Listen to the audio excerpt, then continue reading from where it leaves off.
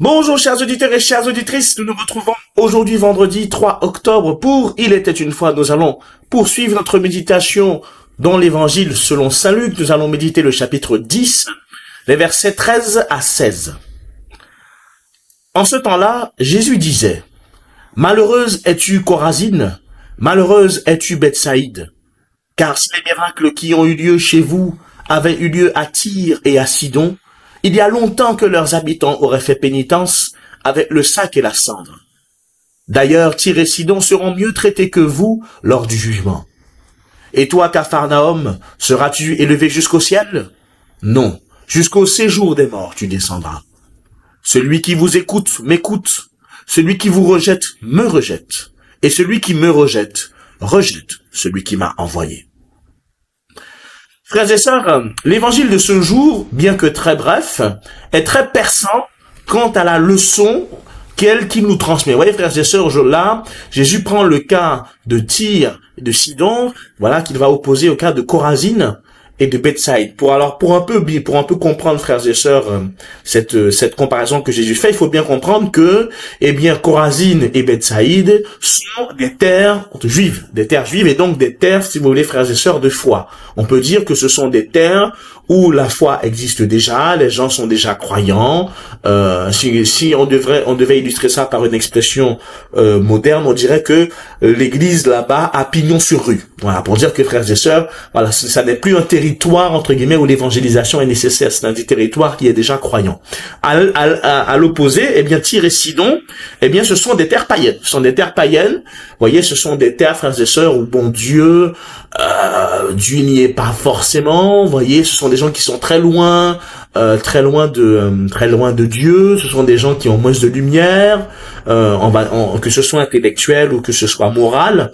Et donc finalement, c'est vraiment considéré, frères et sœurs, comme étant des territoires éloignés au sens géographique du terme, puisque Tyr et Sidon, c'est vraiment le bout du bout d'Israël à l'époque de Jésus, par rapport à Jérusalem, mais aussi, frères et sœurs, éloignés en termes de morale, puisque bon, comme c'était un territoire païen, ils avaient des pratiques qui étaient forcément opposées à celles que Dieu demandait avec, entre guillemets, un cœur qui n'était pas tourné vers le Seigneur. Et donc, vous voyez, Jésus dit la chose suivante, il dit que malheur à vous, Chorazine et Bethsaïde, parce que si les miracles qu'il y avait eu chez vous avaient lieu à Tyr et à Sidon, ces gens-là se seraient convertis. Donc, ce que Jésus dénonce d'une certaine manière, c'est la dureté de cœur qu'il y a chez les habitants de Chorazine et de Bethsaïde.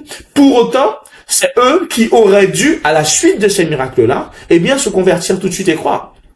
Et pour autant, ce que Jésus dit, c'est qu'il dit que vous qui, entre guillemets, êtes déjà dans un territoire conquis, dans la Galilée, dans un territoire où Dieu, entre guillemets, a pignon sur rue, vous refusez de croire moi-même que le Seigneur a envoyé. Or, si, dans les territoires païens, j'avais effectué la même chose que j'ai effectué chez vous, ces gens-là se seraient convertis. Donc, voyez, frères et sœurs, là, il y a une critique claire et nette de la part de Jésus, de la dureté de cœur dont font preuve les habitants de Chorazine et de Bethsaïde. Et donc, il y a à comprendre là, frères et sœurs, que nous aussi, nous sommes en cause. Et quand je dis nous, je parle des croyants.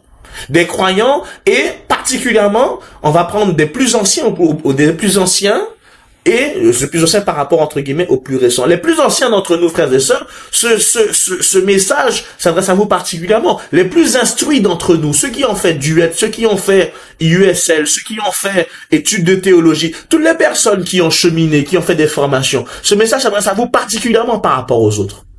C'est que il y a, pour ceux qui sont déjà éclairés, ceux qui sont déjà loin sur le chemin de Dieu, une question de responsabilité dans la conversion.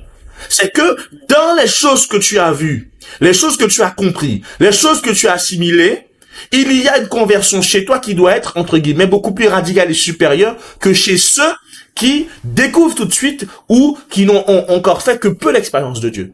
Et malheureusement, frères et sœurs, et c'est ce que Jésus critique, lorsque on est familier et coutumé de la présence de Dieu, on a tendance à se relâcher dans la radicalité que nous avons de suivre le Christ.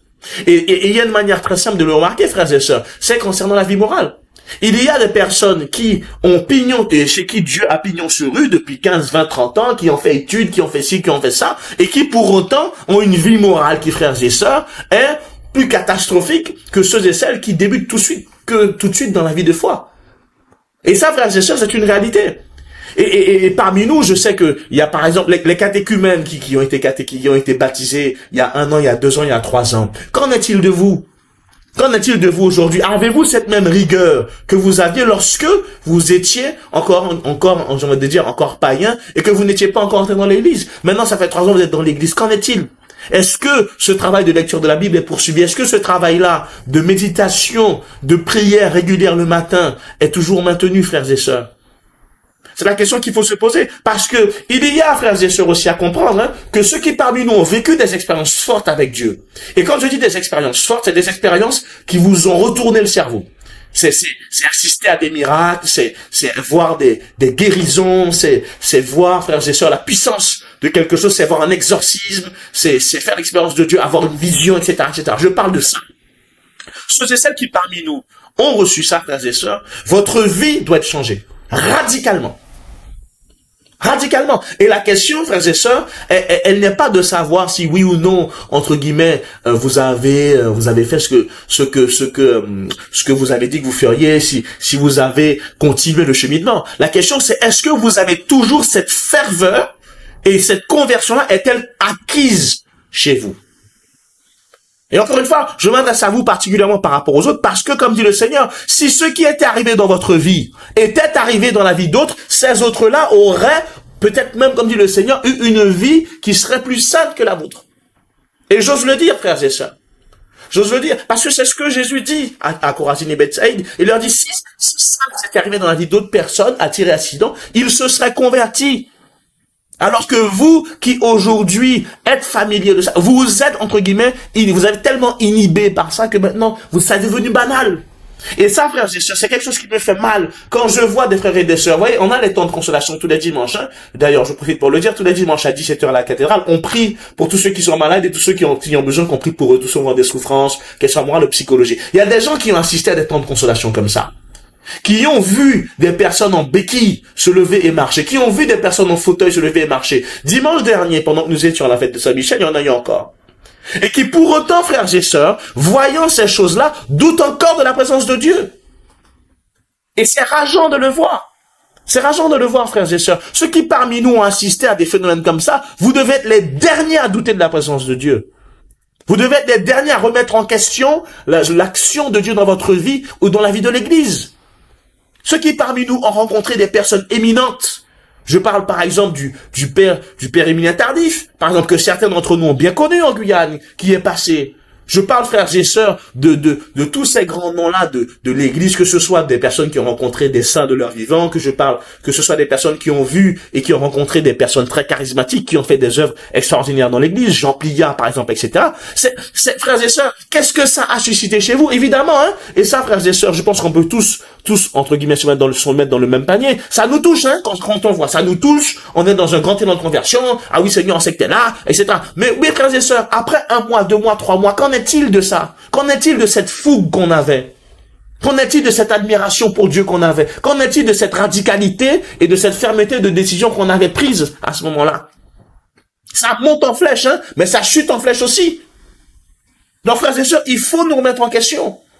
Et il faut nous souvenir et faire mémoire, frères et sœurs, de ces grandes choses-là que Dieu a faites dans notre vie. Ces grandes choses-là qui ont fait notre cœur palpiter, qui nous ont fait nous mettre à genoux devant la présence et devant la magnificence de Dieu. Il faut nous remémorer ça, frères et sœurs, pour, entre guillemets, soutenir nos efforts de conversion. Tous ceux et celles qui aujourd'hui peinent sur le chemin de la foi, tous ceux et celles qui aujourd'hui n'ont pas encore vécu cette conversion-là, il faut vous poser la question. Qu'est-ce qui s'est passé entre-temps? Parce que, encore une fois, hein, frères et sœurs, le Seigneur nous le dit, c'est dans cet évangile. Le Seigneur nous le dit dans cet évangile. Si ça avait été reçu par d'autres, d'autres auraient, entre guillemets, vécu des conversions encore plus grandes que vous-même. Et il faut vous questionner, est-ce que ces conversions-là ont porté le fruit qu'elles devaient porter dans votre vie? Ou est-ce qu'elles ont juste suffi à vous faire waouh pendant 30 minutes, et puis après 30 minutes après, passer à autre chose et revenir à votre vie? Est-ce que ça vous a changé? Est-ce que ça vous a transformé? Est-ce que ça vous a donné envie de devenir toujours plus proche du Christ? C'est la question qu'il faut nous poser, frères et sœurs. Parce que c'est une question qui est réelle. C'est une question qui est réelle. Et nous avons tous aujourd'hui à nous examiner, frères et sœurs. Je dis bien tous, parce que nous avons tous reçu de la part de Dieu. Nous avons tous reçu de la part de Dieu. La question, c'est qu'est-ce qu'on en a fait, frères et sœurs? Est-ce que ça a été le tremplin pour une conversion, pour une vie avec Dieu, pour un déploiement de charisme? Ou est-ce que ça a été juste un tremplin qui nous a fait monter bien haut, simplement pour nous faire tomber encore plus bas qu'on était avant? Alors, frères et sœurs, aujourd'hui, posons-nous les bonnes questions. Et faisons mémoire. Faisons mémoire. Faites mémoire, frères et sœurs, de tous ces lieux-là où vous avez été, qui vous ont marqué, de toutes ces personnes que vous avez rencontrées, de tous ces événements auxquels vous avez assisté, qui vous ont chamboulé, qui vous ont choqué, qui vous ont attesté de la présence de Dieu. Faites mémoire de ça, frères et sœurs. Et que ça serve de carburant pour votre foi aujourd'hui, que ça serve, frères et sœurs, eh bien, de ligne directrice, que ça serve de flotteur pour ne pas que vous couliez et que vous vous noyez dans toutes les détresses de ce monde. Et ça, frères et sœurs, encore une fois, c'est rageant de le voir. Je vous le redis et j'insiste, mais c'est très rageant de voir des gens qui viennent me voir, qui me disent, mon père, j'ai rencontré tel truc, j'ai fait telle chose dans ma vie, j'ai rencontré Dieu à tel moment, et qui aujourd'hui sont à milieu des personnes qu'ils étaient, sont à milieu de la vie de foi qu'ils auraient dû avoir. Des personnes qui ont eu des retraites, qui ont eu la chance de recevoir des enseignements de personnes qui aujourd'hui sont décédées, qui aujourd'hui sont au ciel, qui ont eu la chance de vivre ou d'aller dans des lieux où peu de personnes ont eu l'occasion d'aller. Mais qui aujourd'hui ont rien fait de tout cela.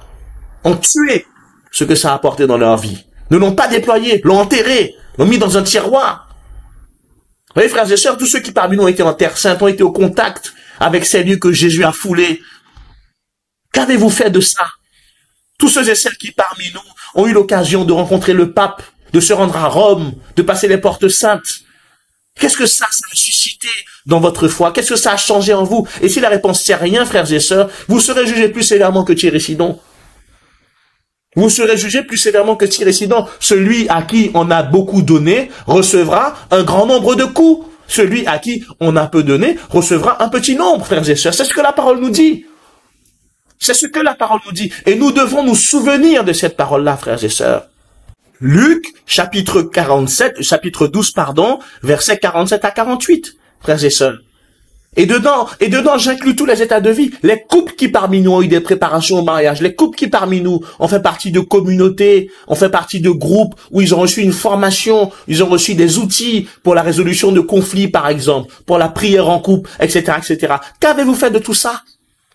Qu'avez-vous fait de tout ça? Est-ce que tout ça a servi à vous pousser dans la conversion? Frères et sœurs, remettons-nous en question. Et remettons-nous en question sérieusement. Parce que la culpabilité, frères et sœurs, de la culpabilité sera proportionnée à la connaissance et au consentement que nous avons eu. Sachez-le, frères et sœurs. Je le redis, la culpabilité, le fait qu'on soit coupable devant Dieu, sera proportionné à la connaissance et au consentement que nous avons eu dans nos actions. Si on a consenti à mettre ça de côté, on sera jugé plus sévèrement. Si on a eu la connaissance, si on a eu la chance d'avoir telle ou telle chose et on sera jugé plus sévèrement. Alors, frères et sœurs, que le Seigneur nous donne aujourd'hui de ne pas être comme Chorazin et Bethsaïde. Mais qu'au contraire, nous puissions tirer profit de toutes ces expériences que nous avons vécues avec Dieu, de tous ces lieux où on a été touchés, de toute cette expérience de foi que nous avons accumulée, que ça sert à notre conversion et à la conversion des autres. Au nom du Père et du Fils et du Saint-Esprit. Amen.